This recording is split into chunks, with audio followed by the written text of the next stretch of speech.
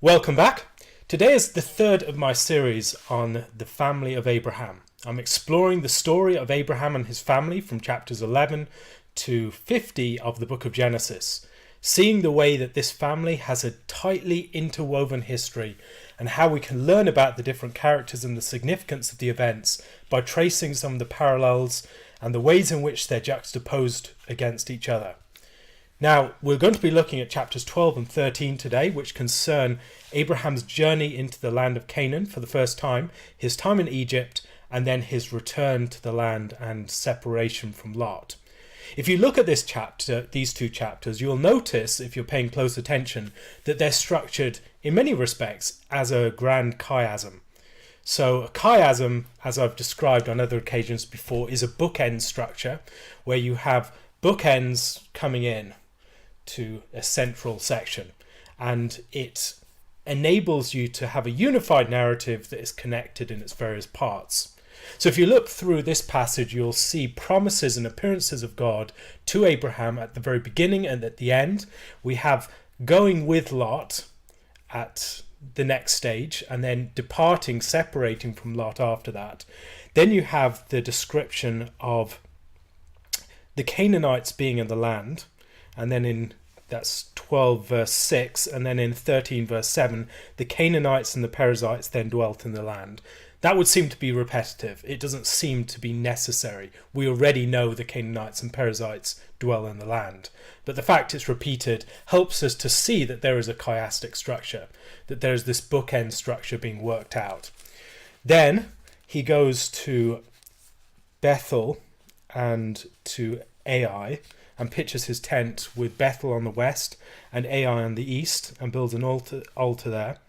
And then in the second part of the story, in verses 3 and 4, he returns to that same place.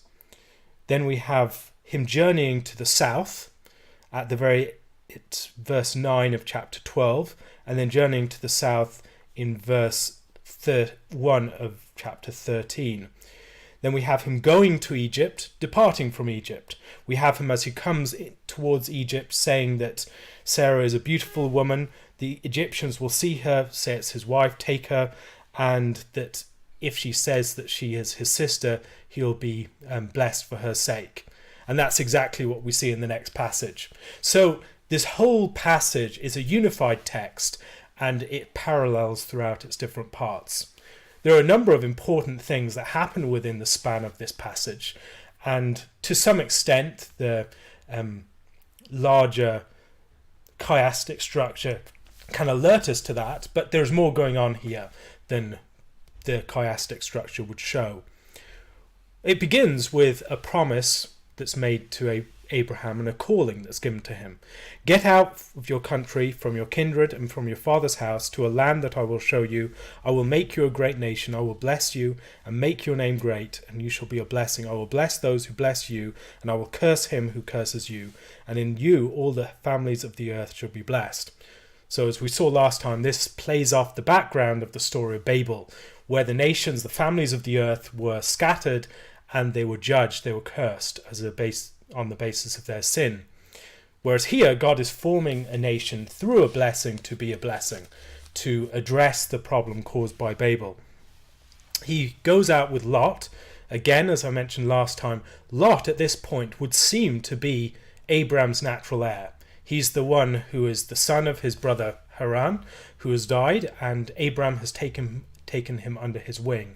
And Abram and Lot have a sort of father-son relationship at this point, we might think. But that develops later on. Then he arrives at Shechem. Shechem is an important point in the story of Abraham. Abraham's just been promised here that his family will be made great. There's nothing said about land yet at this point, just that his family and his name would be made great. And he arrives at the point of Shechem and builds an altar there. But there is a significance to the site of Shechem. Shechem is the site where the family is divided on a number of occasions. Shechem is the site where Dinah is seduced and raped by Shechem, and Hamor and Jacob and others are involved, and this rivalry is established, and this breach within the family, as Simeon and Levi seek to avenge their sister, angry at their father's failure to take action.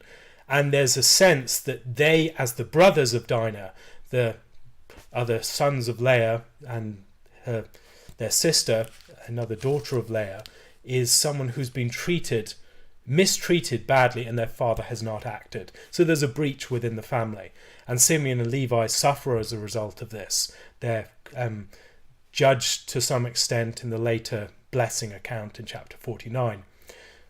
There's also a breach in the family at Shechem, as Joseph is sold into slavery by Judah and the brethren.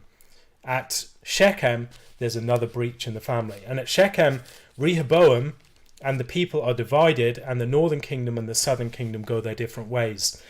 So the breaches in the family of Abraham at Shechem present this site as having some significance, particularly as it occurs immediately after a promise that God would make Abraham's name great, and that his family would be a great nation. This is the site of the breaches within the nation, and yet God has promised immediately beforehand that the family will be made great. Passing through that point then is significant. Likewise, after the promise that to his descendants God would give that land, which occurs at Shechem, he moves on from there and goes to Ai and Bethel. Now Ai is a significant place as well. It's where, as they enter into the land, Achan sins by taking devoted items, and the people lose the battle. They fail to enter into the land. It's that great defeat.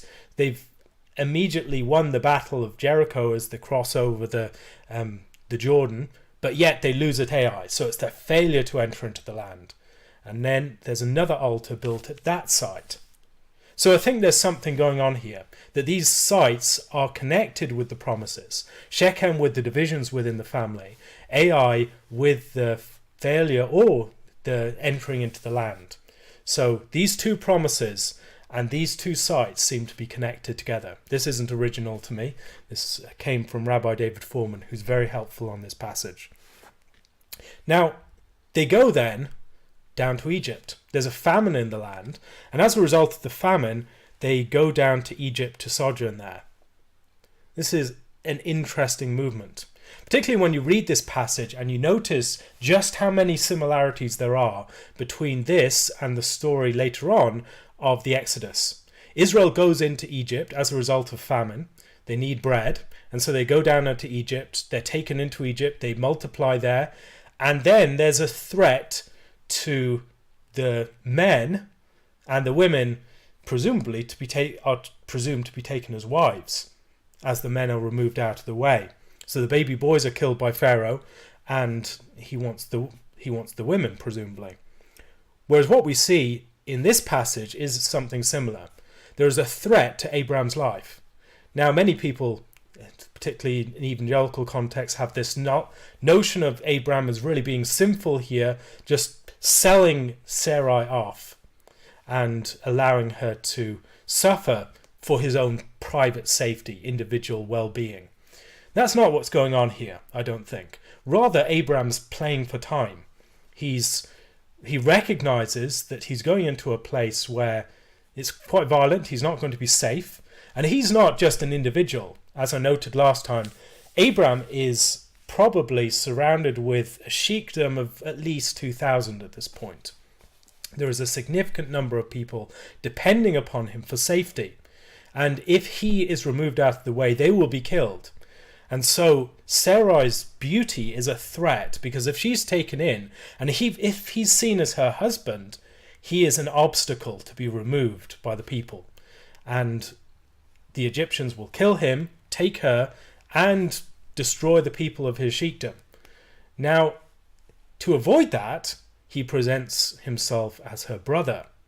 And that presentation of himself as her brother is a significant relationship, because the brother is the one who would often arrange the affairs of the marriage. He would talk with the other parties and work out the arrangements with the prospective suitors. So it would give him time to play with, and it would also give him leverage. And that was significant. He could play for time in this particular role, and it would enable him to protect both Sarai and his people. Now, of course, this plan fails, but it's important to recognize what's going through Abram's mind here is not just selfish interest, private interest. One way or another, Sarai is in danger. But if he presents himself as her brother, he can defend her a lot better, actually, than if he presents himself as her husband. If he's her husband, he's the obstacle to be removed. If he's her brother, he's someone to be courted, because he's going to be arranging affairs, and so they'd want to get on good terms with him. So he'd be treated well for her sake.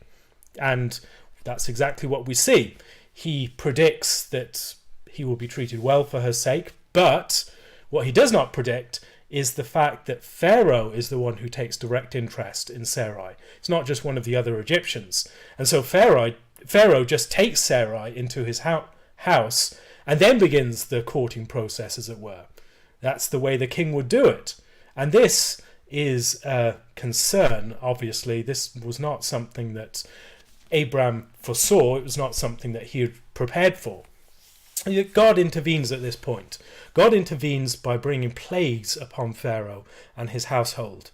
And Pharaoh finds out that Sarai is indeed Abram's wife. And at that point, he returns her, and Abram leaves with many gifts. Now, what's going on here? What we are seeing, among other things, is the story of the Exodus playing out. In a nutshell, the whole story of the Exodus is playing out. There's the threat to the men, there's a threat to the woman, different threats, and then there's Pharaoh being judged by plagues until he lets the people go, lets the bride go, and then they they leave the land with many gifts, go into the promised land, wander throughout the land, and then win a battle in the land. So there's a general playing out of the destiny of Israel here. Just as we saw in the sites of Shechem and Ai, these are significant sites in the story of Israel. Likewise, this pattern of story is one that's very significant. It's the core narrative of Israel, the story of the Exodus, and here it's being played out in a very basic form, so that we can recognize that when the people do come out of Egypt later on in the book of Exodus, they are walking in the footsteps of their father Abraham. So Abraham is the father of the people. He anticipates the destiny of the people. He lives out in advance what will later happen to them. And so there's a participation in the events that occurred to the fathers. This is something that we see in Scripture more generally. So, for instance, when we read about the Exodus in the New Testament, it says that they were all baptized into Moses in the cloud and in the sea. They all ate the same spiritual food and drank the same spiritual drink. And this happened to them, all these things happened to them as examples for us upon whom the end of the ages have come. Now, what is the point of that? The point of that is to show that there are symmetries across history, that these symmetries help us to understand our particular place in history, and that when we enter into these patterns of events, we are entering into a union with those people who have gone before us. So they are our forefathers, they are the ones who have trod this path before us, and we can learn from their example, we can recognize that they have gone before us, that we are being united with them in this. Now, there are ways in which we can be concerned about this particular story. Is it a positive thing that he goes into Egypt? Well, clearly it's not good that Sarai is taken. It's clearly not good that it plays out in quite the way that it does. God protects and delivers Sarai and Abram, but it's a close shave. And this situation is, we could see as an example of God anticipating, as will later be mentioned more explicitly, the time of Israel's sojourn in Egypt and their struggle there. But there is also this sense of threat, and what could Abram have done to avoid that? Was he wrong to leave the promised land in the first place? I'm not sure I'd say that, but yet there is a sense that there is a danger here that he exposed himself to, and Sarai too. He couldn't maybe not avoid that, but it is something to reflect upon. What happens next? Well, he returns to the land, and he returns to the places that he's been to before. And at this point, there is a division. we've seen to this point there are two characters who have a relationship to Abram that is unclear. Is Sarai going to be put in the slot of wife, or is she going to be put in the slot of sister? And she could be both. Is Lot going to be put in the category of son, or is he going to be put in the category of brother?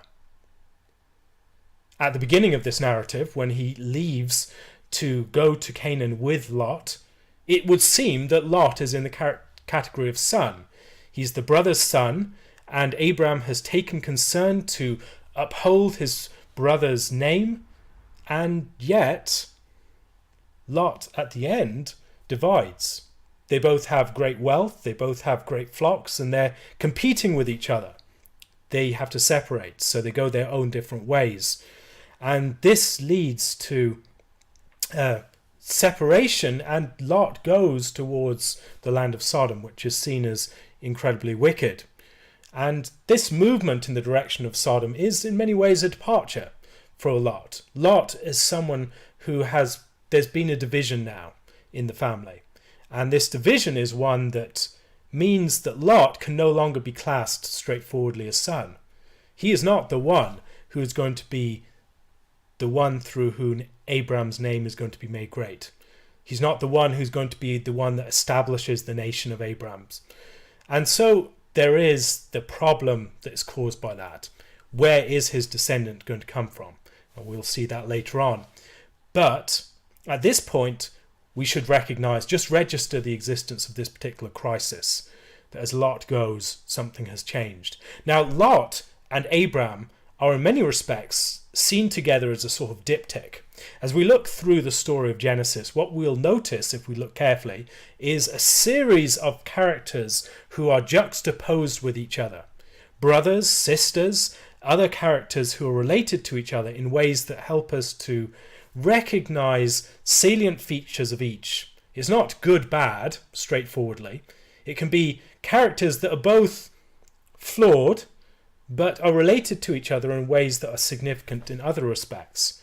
So some examples of this, some which would be good, bad. Cain and Abel. We have characters like Ishmael and Isaac, Esau and Jacob, Sarah and Hagar. We have Rachel and Leah, Judah and Joseph. These sorts of characters are played out throughout the book of Genesis. And another example of this is Abram and Lot. So Abram and Lot, who might have been in a father-son relationship initially, are now cast more as brother-brother. And later on we'll see that Lot is explicitly referred to as brother. And that relationship is one that enables us to hold Lot and Abram over against each other and their destinies as played out over against each other. So what happens to Lot and what happens to Abram helps us to recognize something about each character, who they are, and what is significant about them. At the very end of this passage, God promises the land to Abram. And the Lord said to Abram, after Lot had separated from him, "Lift your eyes now and look from the place where you are, northward, southward, eastward, and westward. For all the land which you see I give to you and your descendants forever. And I will make your descendants as the dust of the earth, so that if a man could number the dust of the earth, then your descendants also could be numbered. Arise, walk in the land through its length and its width, for I give it to you." Then Abram moved his tent and went and dwelt by the terebinth trees of Mamre, which are in Hebron, and built an altar there to the Lord. Now that parallels with what we see at the very beginning of chapter 12, which is the promise that God will make Abram's name great, and that he will be a blessing, and he will overcome the curse in many ways of Babel. What we see is, as the story develops, the promises become ramped up in different ways. So the story that begins is about his name, it's about his family, it's about making him a nation. And now here we see a promise to give that nation a place, that this particular place will be the place where they will be made great, and they will inherit that particular land. Other things to notice about this: what did we see in chapter 11? An attempt to make the name great, to maintain a legacy, to avoid death. What happened? They built a tower. And what we see in the story of Abram, as he gets these individual promises, what does he do? He builds an altar. And an altar is something that lasts for a long time, but the purpose of an altar is not to make the person who built the altar's name great, but to make God's name great. And so there's something about the character of Abram that is a fitting response to the story of the builders of the Tower of Babel. They were trying to make their own name great by building this great tower. Abram is going throughout this land and he's building this altar, these altars in different places. And at significant sites that that anticipate the later story of Israel, the events that will define its identity, the scars upon the life, the body of Israel, and those events that help to determine its destiny. And his involvement at those particular sites is a significant anticipation of what's about to come, as is the event of the Exodus that occurs at the very heart of this story. Abraham and Sarai go through the story of the Exodus in advance, ahead of their people. What we see here as well is this greater anticipation of events that's going to happen later on in this story. So Sodom is already marked out as an evil place. Sodom will later be destroyed, but this is something that already highlights something that's about to come. This is something that prepares us for that thing that's coming down the road. Now, when we've seen these two characters, Lot and Sarai, who may have been brother and sister themselves, and Sarai described as sister, and Lot described, initially presented as son, and later on falling into the role of brother, what we can see is there's a movement in the shape that this promise is taking. Initially, it seems as if the promise will be one that is fulfilled through Lot, and then Lot goes his own way. Lot departs. And then Sarai is not clearly the one that this is going to be fulfilled through. Even at a later point in chapter 15, we'll see that Abraham thinks that Eliezer of Damascus might be the one. The servant, homeborn servant, might be the one who's going to be the fulfillment of the promises of God to him. So there is a series of promises that need to play out before this point, where it becomes clear that Sarai is the one through whom Abram and his name will be made great. This is important to register at this point. Another thing that's significant is seeing the way in which, more generally, Abram is responding to these events. First of all, the way that when he's given each of these promises, he builds altars. So he's making God's name great within the land. And then he's also holding things with an open hand. He's left his father's house. It's a very significant thing to do. It's something that is similar language to leaving father and mother for marriage. There's a break, there's a breach in history. Something new has started. There's a departure and a re-establishment. But then there's a wandering throughout the land. He doesn't take possession of the land straightforwardly. He doesn't put down his own roots. What he does is he builds altars. And so those, as it were, are the roots. He lives in a tent. Now, those altars can survive many hundreds of years, even thousands of years. But this is an initial event, an initial building within the land. But that initial building is not building a tower and a city for himself to defend his own name and his own reputation, but it's an attempt to uphold the name of God. And then there's also this holding of things with an open hand, that he allows Lot to depart from him. He does not pursue Lot. He does not seek to maintain Lot within his household. And that, again, is a willingness to follow God, to be prepared to have his name be made great on God's terms, not his own. This is all significant background for understanding the character of Abram, and the stories it plays out will help us to flesh out the picture of Abraham more generally. Abram in the story of the Exodus is not, the Exodus type narrative here is not the bad guy that many people have seen him to be. He's someone who makes a fatal miscalculation, not a fatal miscalculation, but a near fatal miscalculation. He's someone who's trying to protect his people. He's trying to protect Sarai. And yet there's something about it that shows the danger that he is exposed to, that he has also exposed Sarai to. And there's something about that event where God has to intervene to deliver that shows that there are dangerous clouds on the horizon. We'll get back to some of these themes in chapter 14 in tomorrow or some other day when I return to these subjects. Thank you very much for listening. If you have any questions about the story of Abram and his family, please leave them in my Curious Cat account. Otherwise, if you have any questions on any other subject, leave them there too. The link for that is below. Likewise, the links for my Patreon and PayPal accounts, if you would like to support this and other videos like it. Thank you very much for listening. God bless.